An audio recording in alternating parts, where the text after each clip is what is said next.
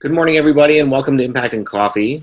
I'm Robert Nelson. I'm the program manager with the Grants Collective. And I cannot believe that it's already May 19th and that we are pretty much 12 days till June.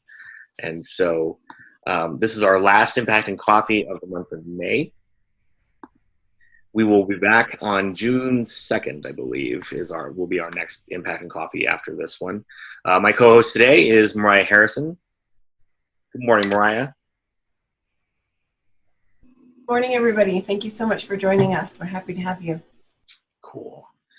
And for those who've never been to Impact and Coffee before, it is a welcoming conversation to build community amongst the nonprofit sector.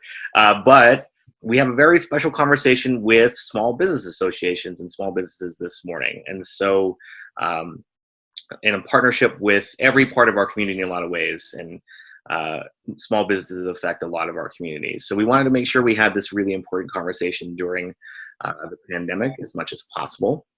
Our panelists today are Fran Fernandez from SBDC, the Small Business Development Center. Sorry, I'm like Corporation Coalition Center. Sorry about that. Zoe Martinez from West, Josue Olivares from the Rio Grande Community. RGCDC. Rio Grande Community Development Center. Oh gosh, I'm gonna mess all of this up this morning for some reason because I can't see everybody on our screen.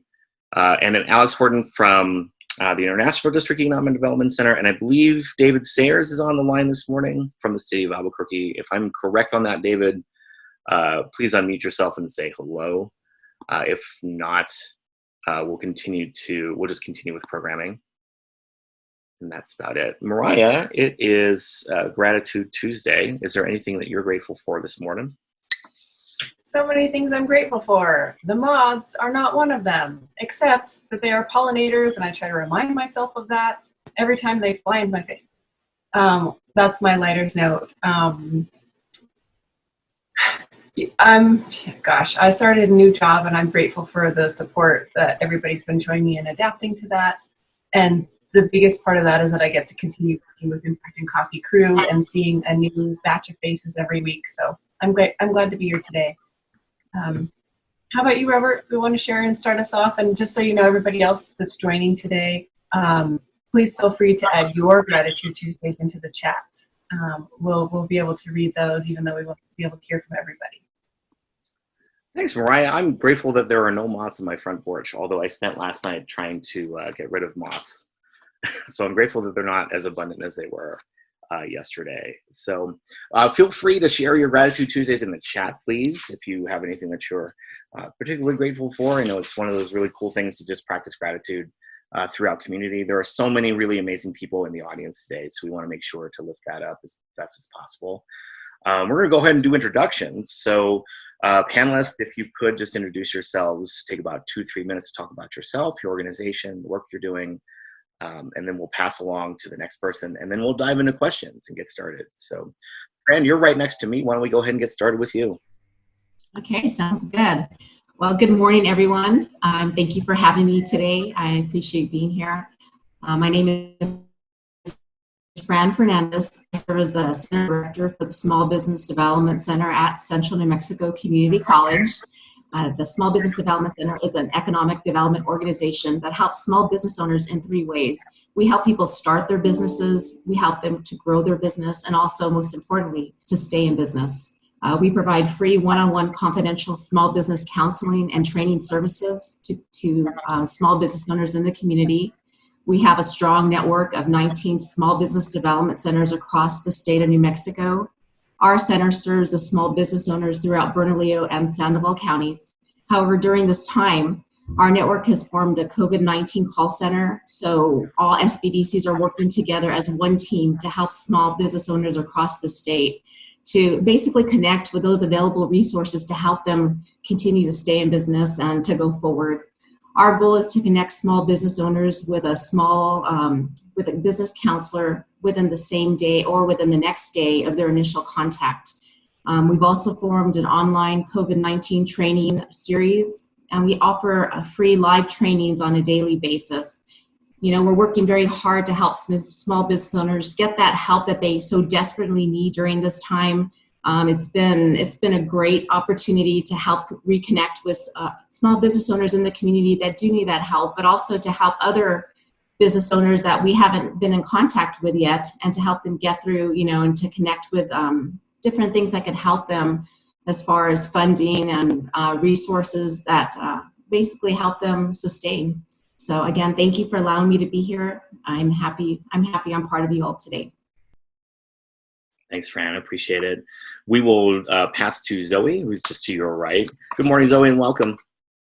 Good morning. Good morning, everyone. My name is Zoe Otero Martinez. I work at West, and the program that I love working with is the Money Learning Lab. So my background, I went ahead and decided to promote that. Although I'm here just to talk about the work that we do in general. West began about 30 years ago helping, it was a group of women that wanted to help other women that wanted to start small businesses, and we're currently doing the same work. We do help men and women, and about 65% of our clients are still women. We're a statewide organization, and like Fran, we do business consulting, one-on-one, and training.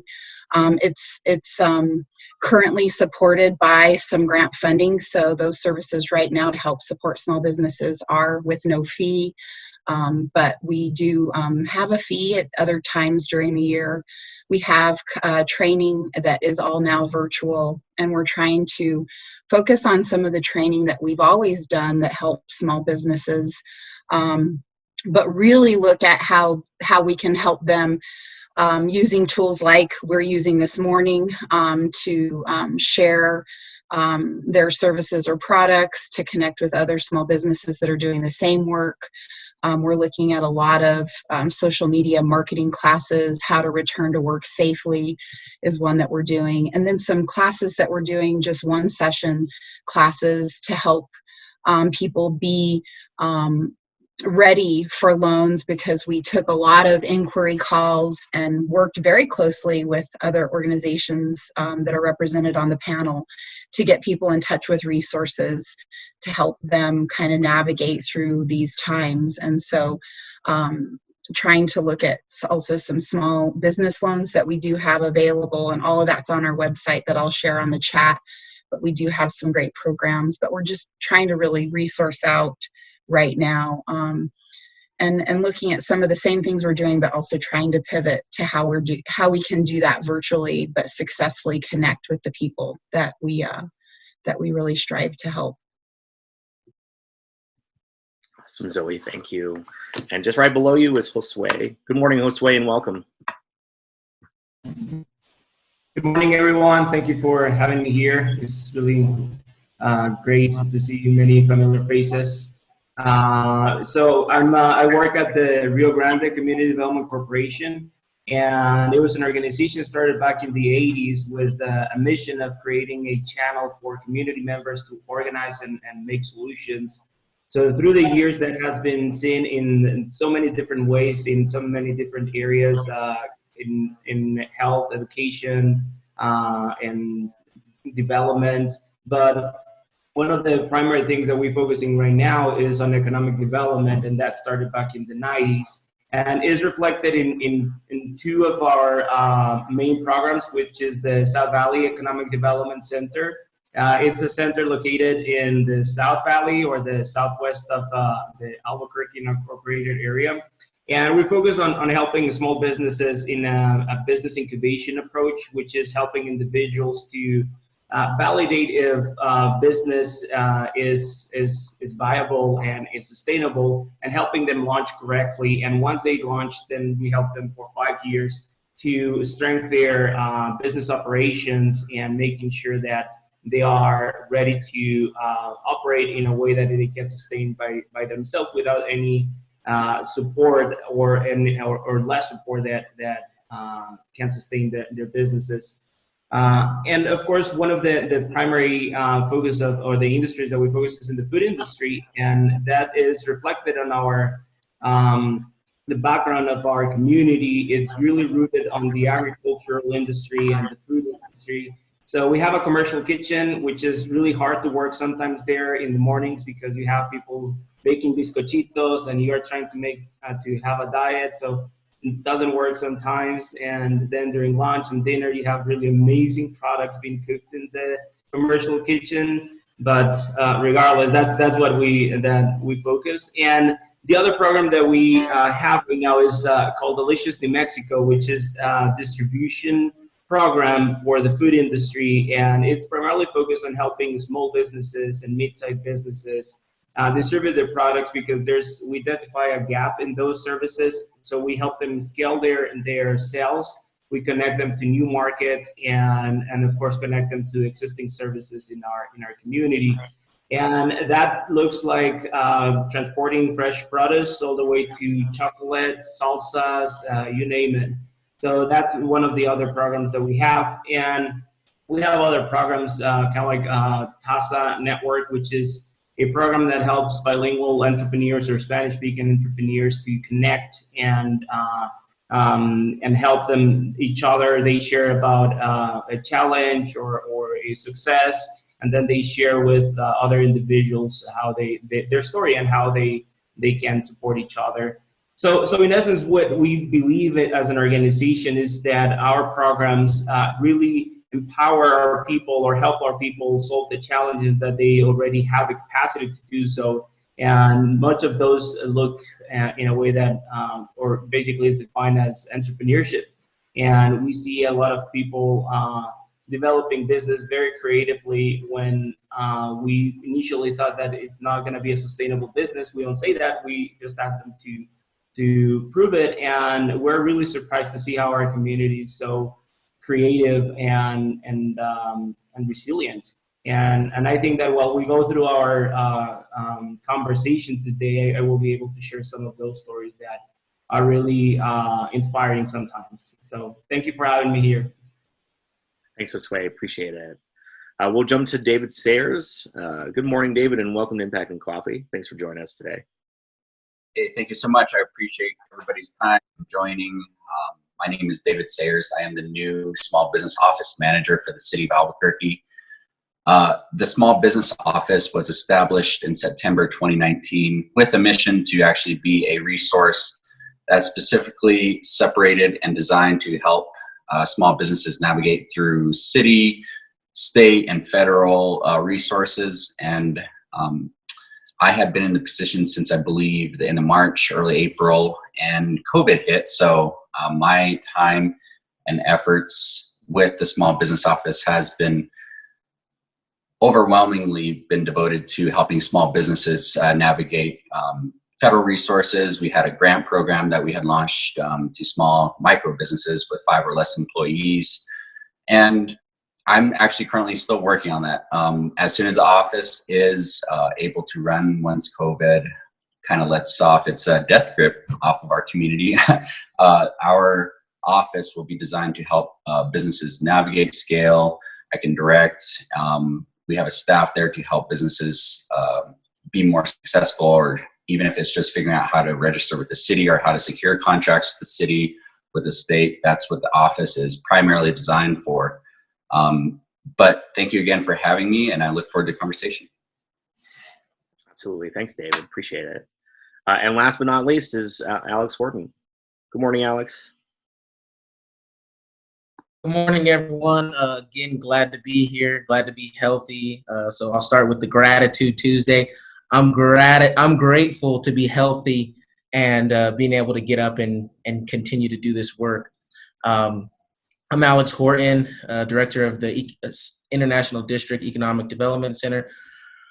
We focus on the businesses in the International District, a lot of home-based business. We were just in the midst of creating our co-working space so residents in the area could actually come and go through any of the programs, whether it be the incubator program or just kind of one-on-one assistance, hosting some classes. So kind of with us, we've been in a pivot role, just focusing on COVID, doing a lot of partnership with SBDC and getting clients into that, funding opportunities, and then also seeing where there was some lacking for other businesses or not being prepared to actually take advantage of some of this money that has actually came out. And we're here just focusing. We have a media focus, so we will be kicking off a media incubator so people can kind of get their films kicked off.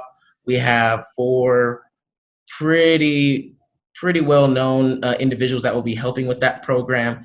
And, we're just ready to get started, but being that we had to pivot just like everything else, we've been doing a lot of coaching on just pivoting your business, whether it's doing some pre-orders, really like West and everyone else said, social media, it seems like the businesses that have had their social media experience, or they have it at a good level, they're able to actually sustain some revenue coming in. So it's been exciting to see the resiliency of businesses during this time, during hard times, and we're just glad here to be here, and thanks.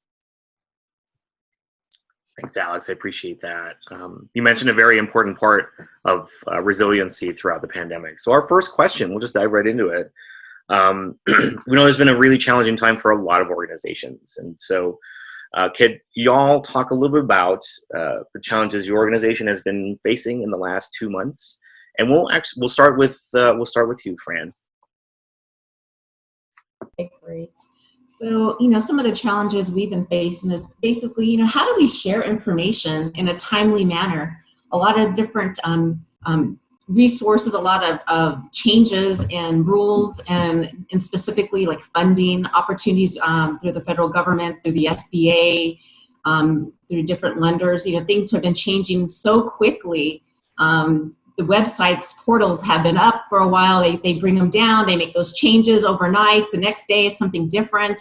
So really, our big challenge is how do we get this information out so that people can use? It's useful for one, for small business owners, and for two, that it's updated and it's basically we have the newest information that we can help people go forward with that. So, in order to address these challenges, we have formed that COVID-19 training series where we're updating the information. We're trying to get that information out, different trainings on how do I apply for PPP, for example, the payroll protection program, or maybe I need some help on cash flow management, or, how do I do business during this time of COVID-19?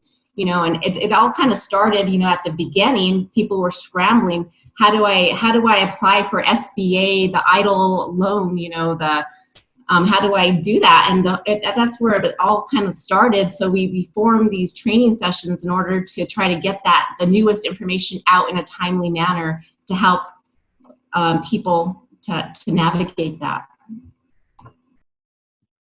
Awesome. Thanks, Fran. Also, just want to remind our audience members today that if you could use the chat for your questions, and we'll try to get to them as best as possible. If not, we can make sure that we can connect folks to our speakers and panelists towards the end of the programming. Thanks, Fran, again. And Zoe, if you could take a, excuse me, allergies today. If you could take a shot at the question. Yeah, the immediate challenge when everybody's doors were shut down was how do we support the loss of revenue for the businesses that we serve and support. We sent, in a great partnership, of course, with the SBDC and many of the other organizations, we sent people to those online classes about how to apply for the SBA loans, the EIDL loans, and the PPP loans. And then quickly found out that the majority of our clients weren't getting those loans, which I'm sure so many of you are hearing and experiencing yourselves. So how do we, along with Fran, disseminate the information about how to access resources, both that access to financial support and capital, but also other supports in that updated and timely manner. And so we really are working hard on keeping that updated on our website and pushing people out to the place where they can get the most help. But the challenge is then, how do we continue to support small businesses in understanding their financials in a way that they can continue, in their businesses, looking at what their cash flow was prior to this and what projected cash flows will be, and how do we keep our consultants working with them at a consistent enough level to where people are getting the help they need, because they need it right now, you know. So that's been a real challenge. And then the pain, you know, that the small business community is feeling with all of this has been challenging, I think, emotionally. I mean, we can't forget that. So we try to stay positive, but hearing all of the stories, and I love hearing those stories about resiliency and overcoming, but, you know, we're also hearing the stories about people having to cancel their health insurance, and it's just heartbreaking. So that's challenging, definitely. But I think we've done a survey that captures a lot of information about the small businesses and what they need and what they're facing, and focusing on what it is people need the help with. And so, yeah, we've shared that out also on our website. So Really, that's a very good point about just all the other things that are happening around. So I know we try to stay resilient, but I know there's challenges we still face. So thank you. Josue. So we've seen it, and I think that we've seen it, the challenges in layers, right? And I was, while I was thinking on this question, I remember the early days when this was still not a health emergency, and we were thinking on what was going to be the needs of our clients, and talking to some of the clients. And of course, everything started on, okay, now we never focus on helping our clients on learning about Zoom or different other online tools, and that became a priority. So if I see how things were started, I think that's where everything started. Then the next conversation was, how do we keep our facility safe? How do we do our best in order to have everyone using the facility in a way that that we're doing our the best work to keep it safe. And some of the businesses that we support are considered essential, so they continue to operate. And of course, now how we help them to operate in a safely manner, and with the recommendations of social distancing and all the recommendations from the health department. And so all of those things were not even a conversation before. We of course look at our safety plans, but not in this capacity, and so accelerated. So I was looking at all the different layers of the challenges that we live, and also as Zoe was mentioning, the one thing that we look at, it was also problem revenue, because some of our core beliefs is that our clients know how to develop sustainable businesses, and so in that process we reduce the subsidy that we provide on the programs. But at the early days, we understood that this is not going to be the approach, because we started hearing stories of people losing jobs and the business becoming their primary source of income for their families. And we decided the first month to waive all fees, and of course we didn't know how we were going to solve this. And of course we had a manager meeting and said, okay, we're going to do this, and how we're going to solve it. And it's like, we don't know. We're just going to be entrepreneurial in this sense, but also understanding the key and critical needs of our clients.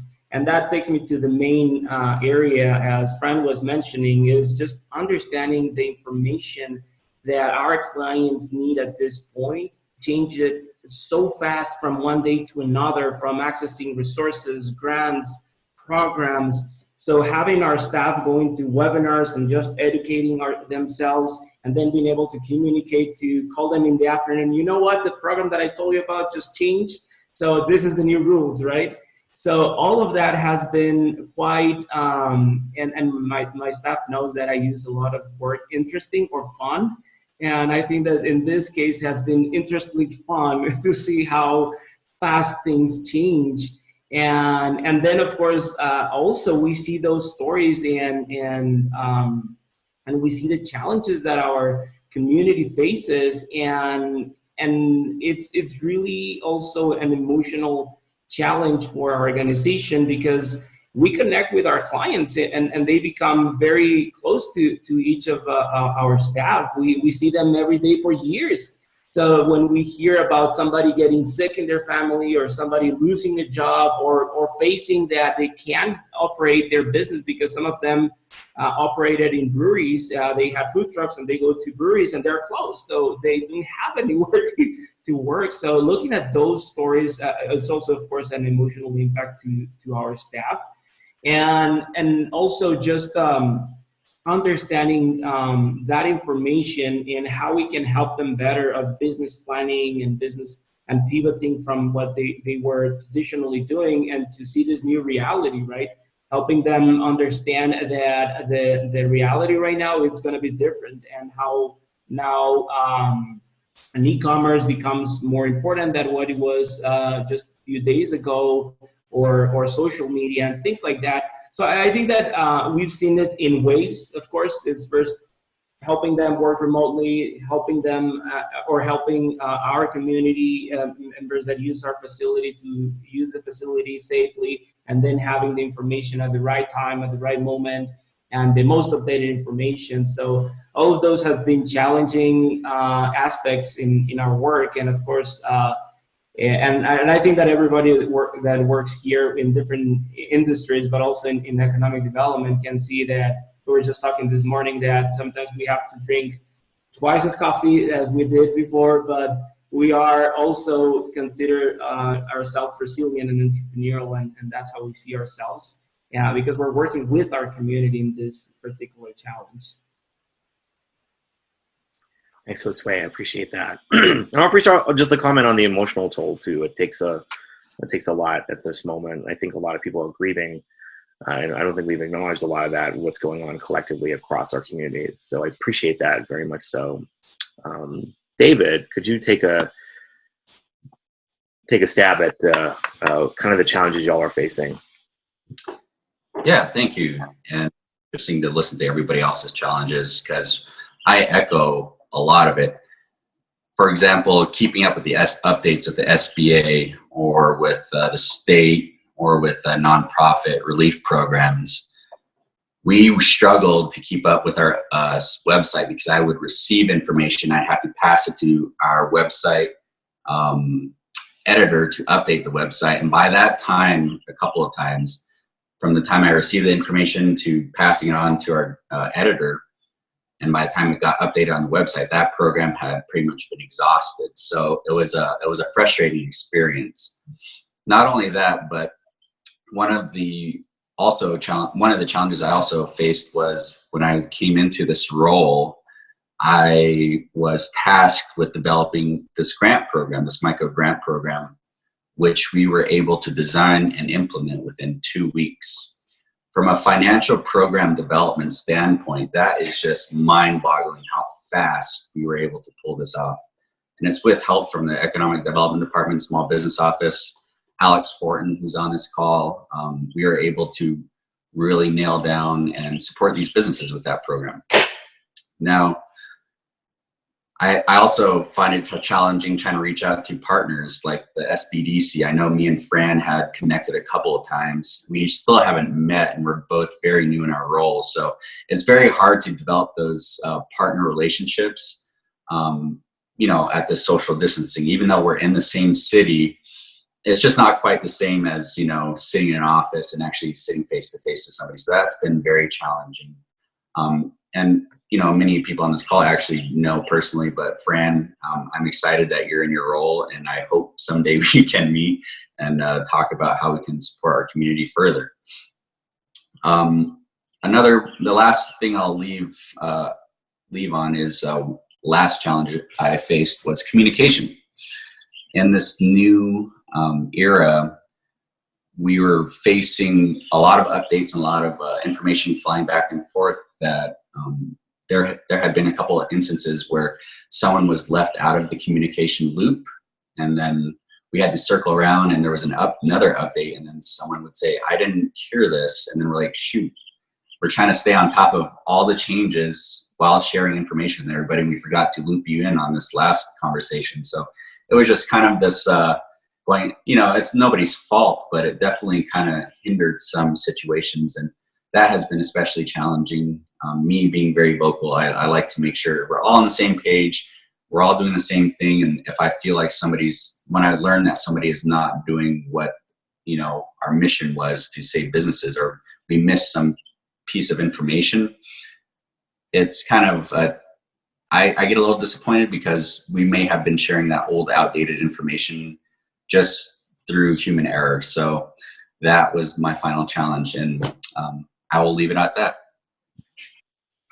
Thanks, David. I appreciate that. Alex, could you round us out for this question? Yeah, I think some of the challenges that we were having was to get the information out, of course, to the businesses as fast as possible, but then also the resources for them to be able to act on those programs. So being that, they didn't have all, I would say the issue was we didn't have a lot of the businesses didn't have all the stuff together right away where we can do a virtual meeting. They really needed that high touch, someone with them, talking with them, working it through, and actually putting these documents together to submit. So kind of the frustrating part, I think, on my side, and the part where we've been struggling the most, is how do we overcome some of those barriers during this social distancing period? And so that was one of them. The other one too was one of the issues we're facing is, again, we were getting ready to open up the doors to let people start to come in, and for us as an organization, how does that change? How many people are we going to be able to have in? We just got this furniture. How does all this stuff shape out? And so I think even for us is pivoting, and I think that's the biggest thing. And I bet you everyone in this call that's on the panel will all talk about pivoting, right? It's just a pivot to how we transition. So I think just from us on how we were shaping and putting these programs together, a lot of it is going to be more on the virtual side, and trying to have recordings where individuals can watch it on their phone.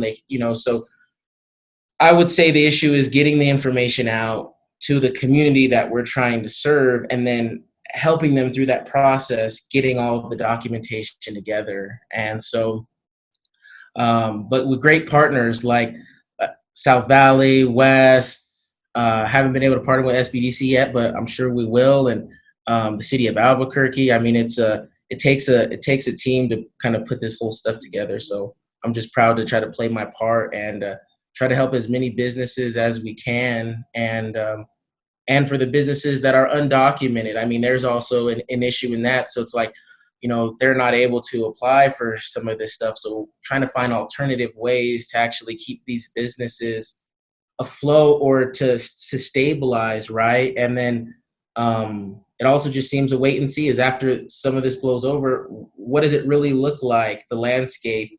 I've talked with several businesses that are actually just done. They're not on the news or anything, but they're just done. They're going to just take a job, and these aren't just startup businesses. These are, businesses that have been there for 5 to 7 years. So it seems like after the effect, how does this look? How does this landscape look after? So, yeah.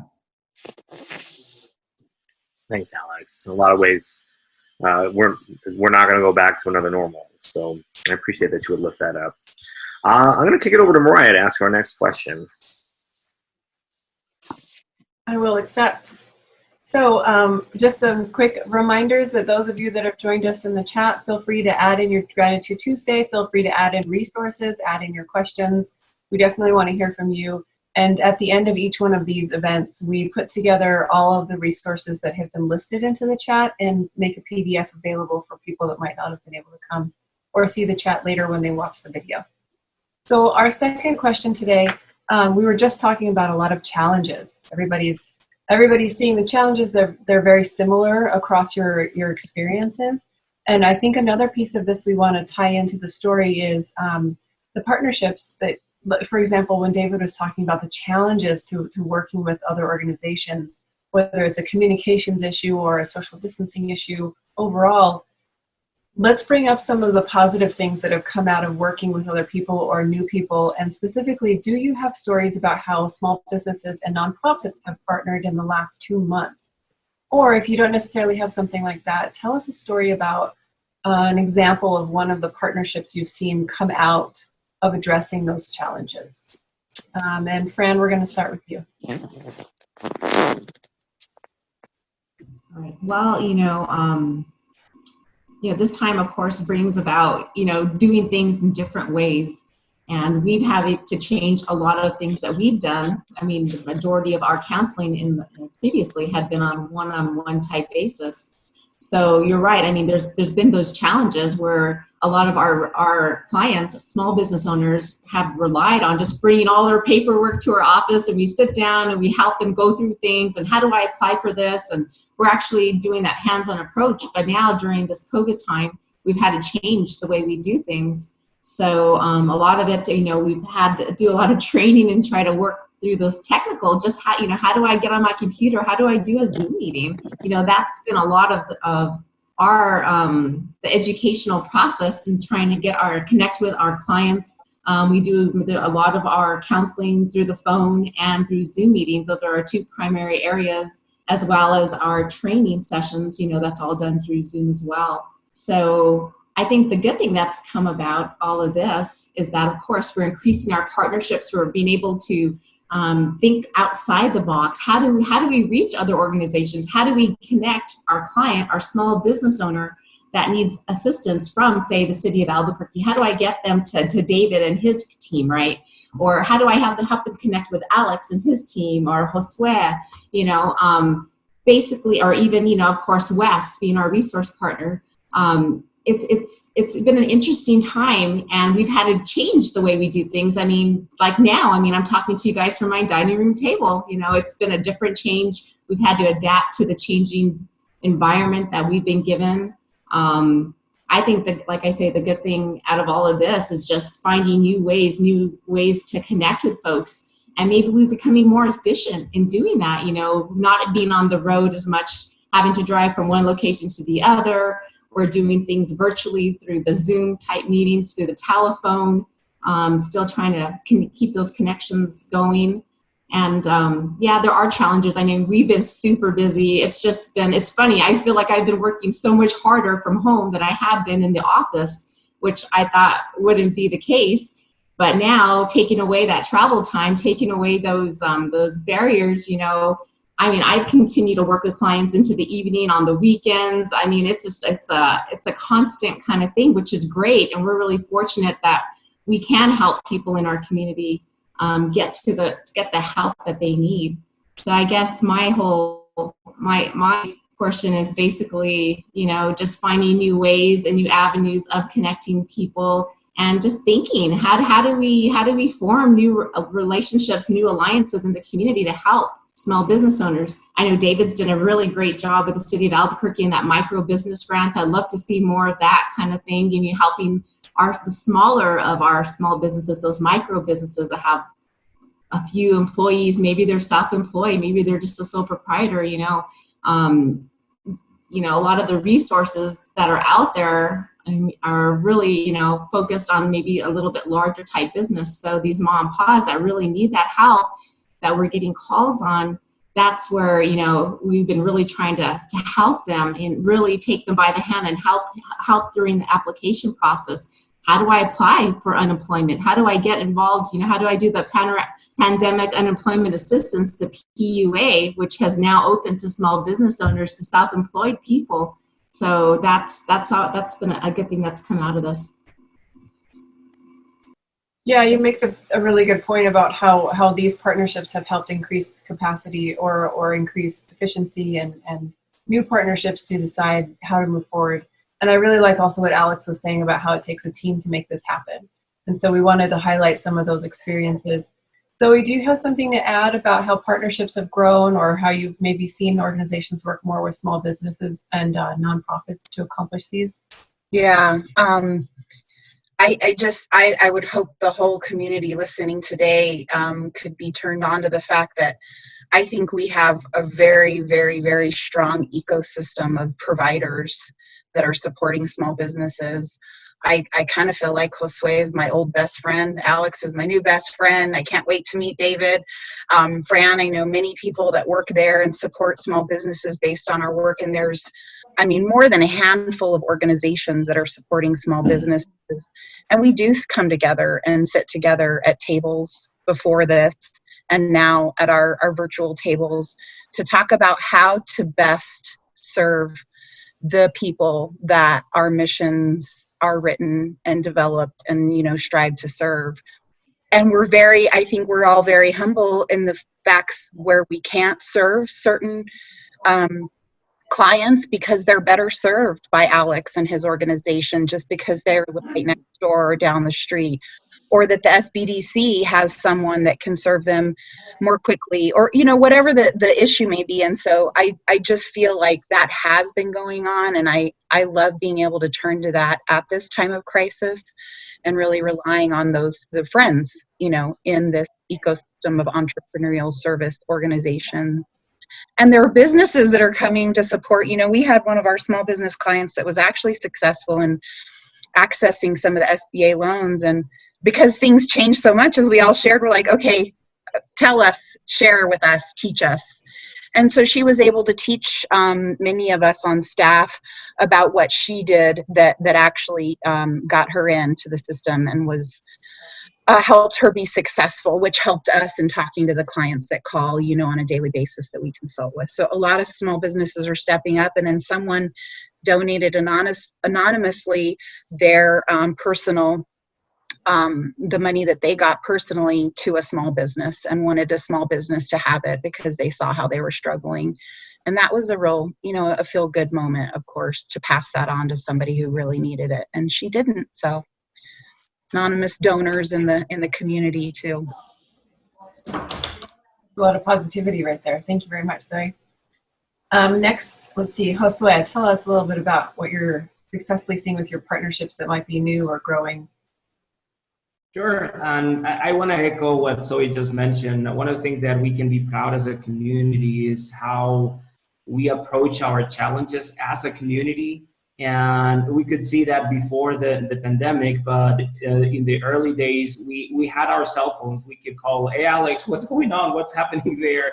Zoe, and having conversations in a virtual setup, just understanding, like, what are you learning? What's happening? How can we help each other?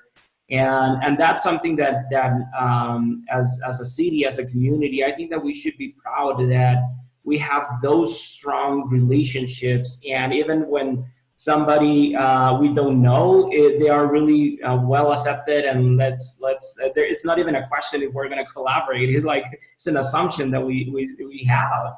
And that's something that is very positive because in so many ways, but in the way that it affects our community is that the resources are better used and are better deployed and are better aligned and connected. I can think of several examples, like when we needed to provide some services to someone that didn't have a computer. Hey, Alex, I know you have computers. Can you help us? And Alex said, sure, I have computers. And this individual speaks Spanish. How do we help that individual? And sometimes Vietnamese, right? I don't speak Vietnamese yet, but and that's how we are starting to be able to communicate. And then, of course, we have several other partnerships that all the way from, we partner really closely with an organization called the South Valley Main Street. They focus on helping Main Street businesses in a corridor in the South Valley, just even to provide some school supplies. And that's something that we never did, but that was kind of like what we started understanding, that some of the business owners were challenged on having to buy school supplies for their children that usually were provided by the schools, but they were closed and they needed it now.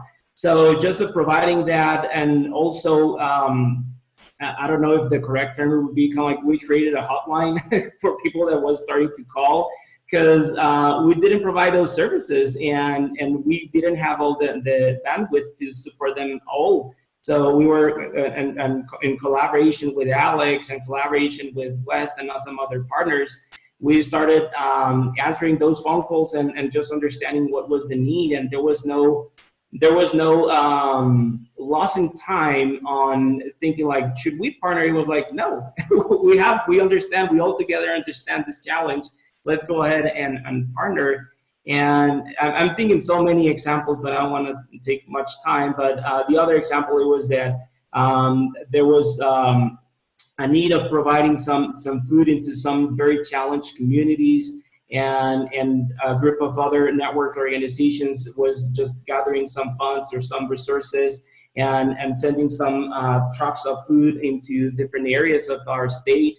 And those are the things that are able, because as a community, I think that we have learned to come together to solve the challenges. And I think that that's something that we should be very proud. Also, just talking a little bit on the early pandemic days on working with the city of Albuquerque. And David, it's really nice to meet you in face. I've seen a lot of times your name, and working on creating this small business office with all the we call a network color theory, and the theory of helping individuals in no matter what is their background, empowering them to have their or to have some access to different resources, and connecting all those pieces together is so fulfilling to see how those things are happening in our community at this point, and it's because of the partnerships that we have.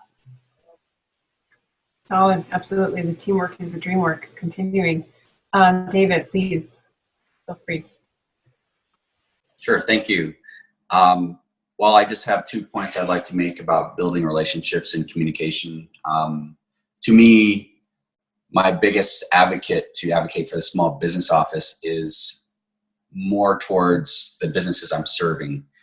So I feel like they are my #1 priority. So I also realize that in order to build and strengthen those relationships with these small businesses, it's especially during COVID era, it's very easy to lose that personality side when you're talking to somebody and earning their trust. So these phone calls I have with these businesses can feel very impersonal, kind of feel like a very cold type of call. So what I try to do is actually spend another additional minute or two to try and listen to a story, ask how their day is, and actually follow through on what they say, not just asking just to ask, but just to ask to actually listen to what's going on with this individual. How can I make this connection more real for them and make sure that they feel like they're validated?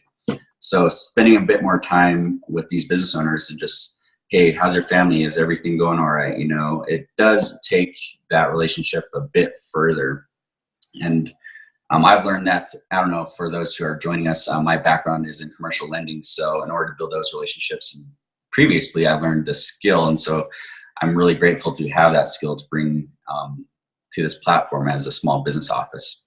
So one thing that my second part is in this communication, building relationships, there has been several instances, and I'll echo what Jose had mentioned, where I pick up the phone and I give Alex a call, for example, and we're not even second guessing it. There's this mutual understanding throughout all of these participating organizations to support small businesses we need to help them. So I pick up the phone and, for example, I'll tell Alex, hey, so-and-so needs this and this, and without even second guessing me or me second guessing him, it just flows so fluid.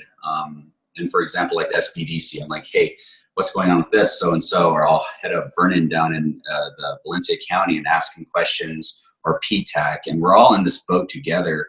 And I want to recognize that these relationships are really strengthened because we're just relying on each other's, these organizations' word and knowledge and truthfulness to what they're doing to help small businesses. So I want to recognize that. And I think it's incredibly powerful that I have been able to pick up the phone and not even explain myself in my office, but just say, hey, I got this business.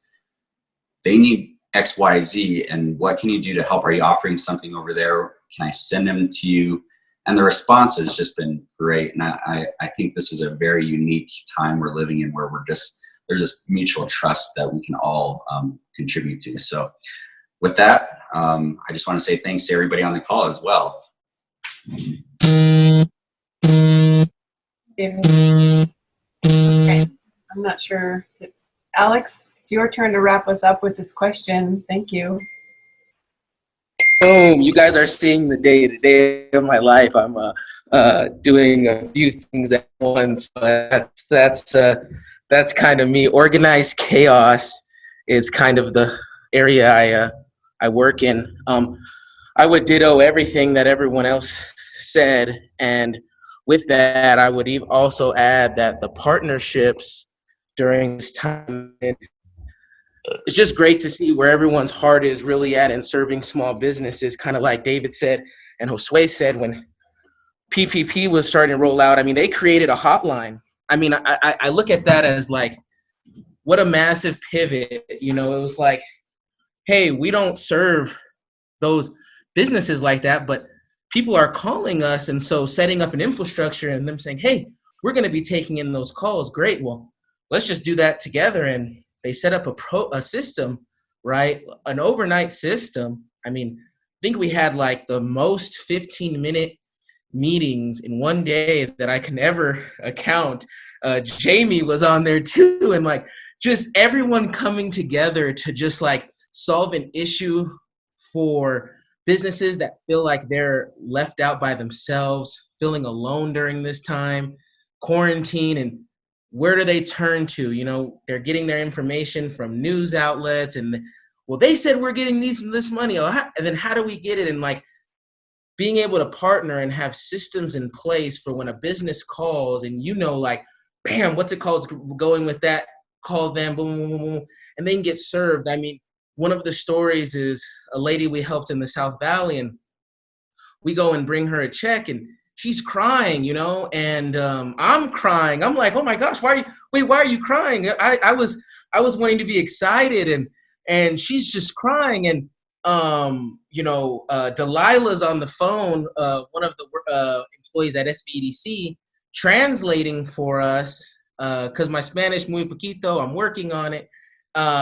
And you know, it was just so impactful. And so it's like during this time, us all coming together and really just serving the ultimate goal. It's not us, it's the businesses, right? It's the lives, it's the individuals, it's the person behind the business. And gosh, I just can't say how much that touched me and just kind of fired me up to say, we got to do this for everyone, because, you know, they're feeling alone.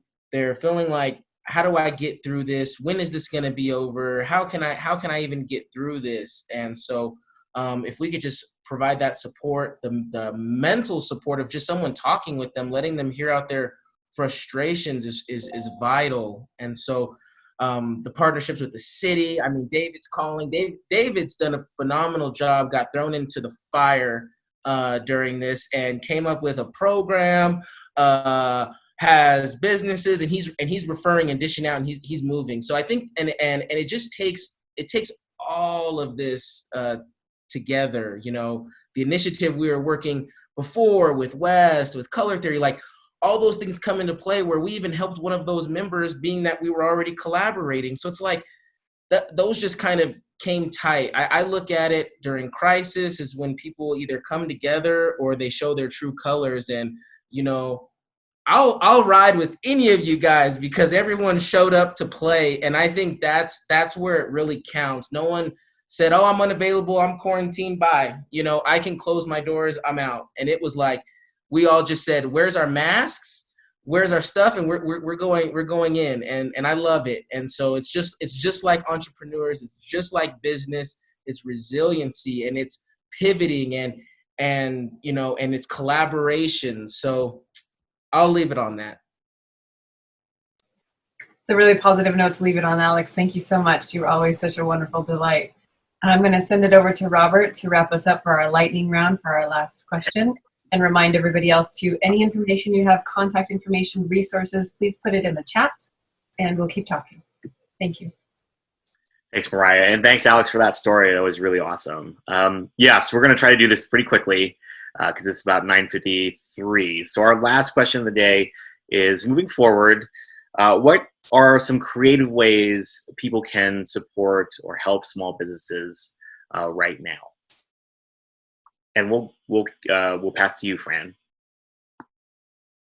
Well, just, you know, basically, you know, just shop local, right? I mean, support small business. I think that's really where it's at right now. A lot of businesses, of course, are still, they're in that beginning to start reopening, right? At 25% capacity based on what the governor had said. So buying gift cards, perhaps, you know, just, you know, buying services or purchasing gift cards for services that you can use later in the year that helps small business.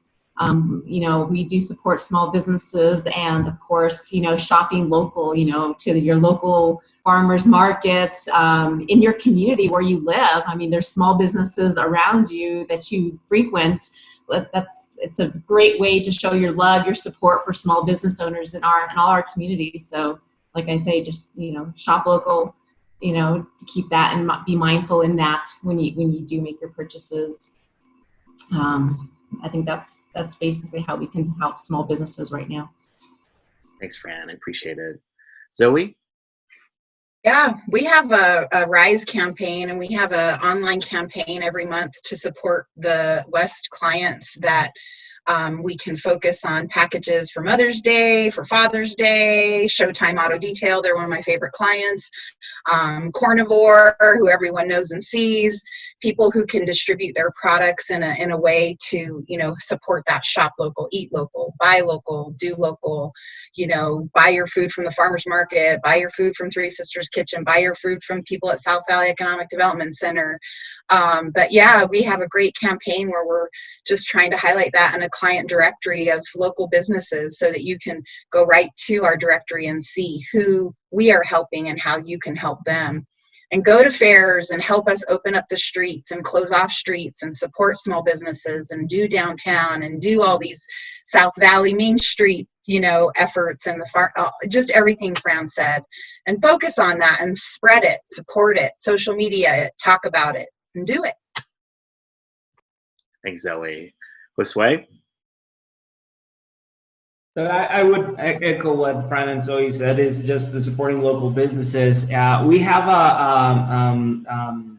we call it the Valley Store. Is an e-commerce that sells also the products of some of our clients. So if you are low on salsas, bizcochitos, or spices, you can go on there. I'll put the link on the website. I think that's a very creative way to support them.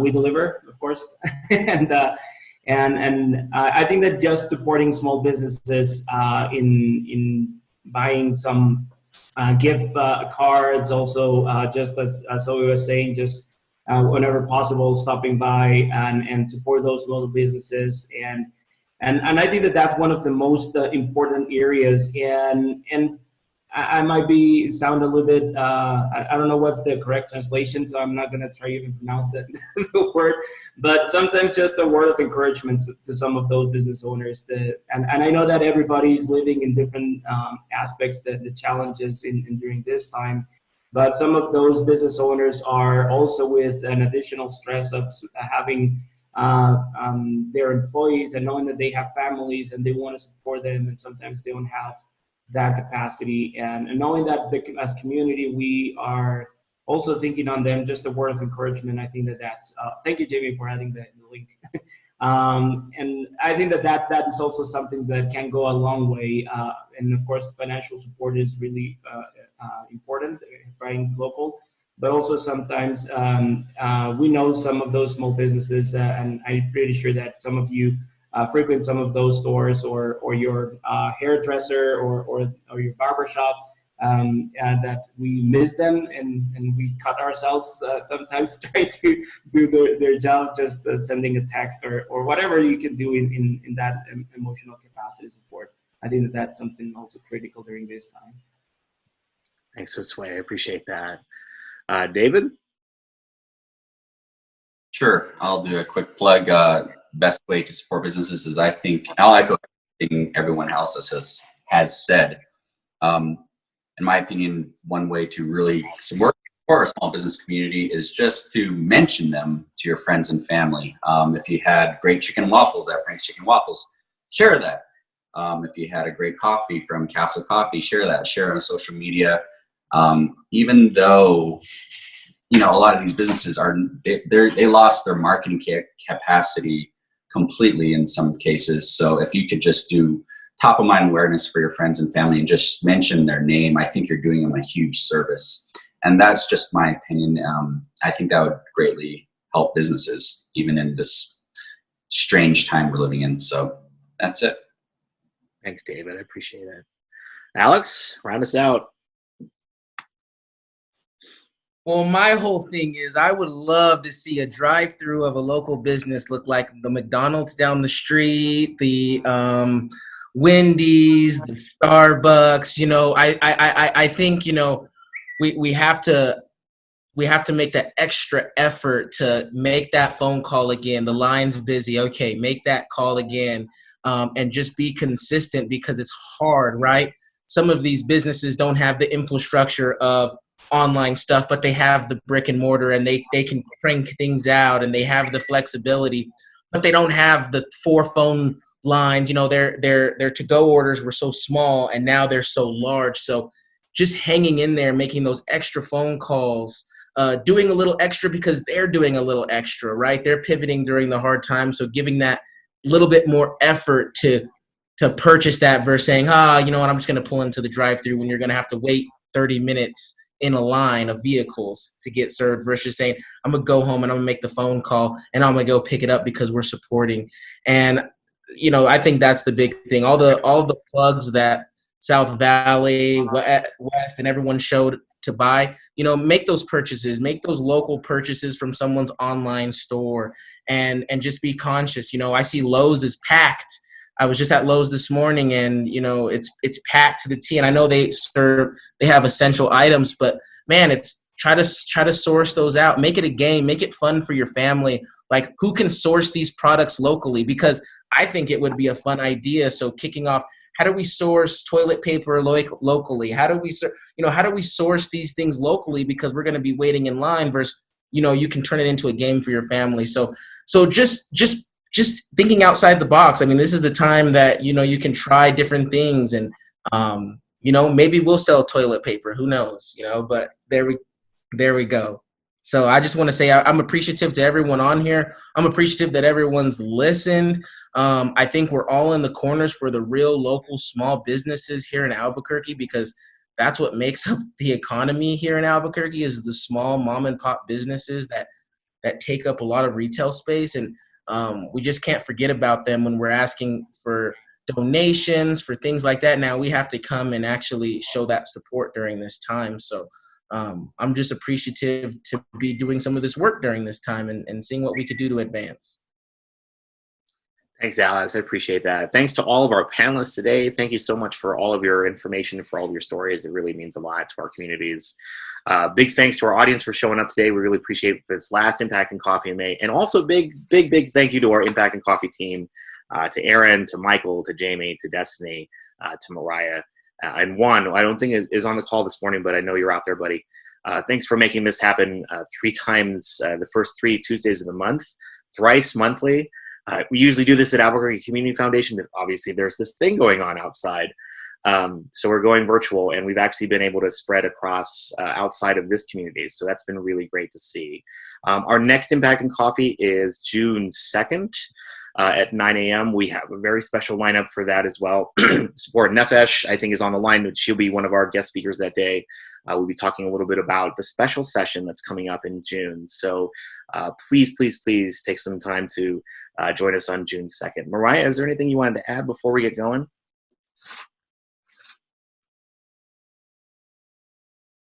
Uh-oh. Is Mariah frozen? Mariah might be frozen. Internet. I know that's what I'm advocating for. Better internet. Oh my gosh. So if I can just share real quick. Hey, real quick. Yeah. The link. I put the link in the chat to ABQ Impactors, which is our Facebook group, and you're welcome to share any of these events, anything that comes up, any specifically even local business or local nonprofits. Just a way to support. But thanks, Destiny. I appreciate it. I also just want to throw a shout out to Lily Marie's Coffee, who usually is our coffee sponsor in the morning. If you have a chance, she was at the SVDC to buy her coffee. She's there. It's amazing. It's delicious. I don't even drink coffee much anymore, but I miss that coffee. So I hope everyone has a really great rest of your Tuesday, rest of your week. And thank you so much for joining us. We'll see you in June. And may all your lights be green. Bye, y'all. Take care. thank you.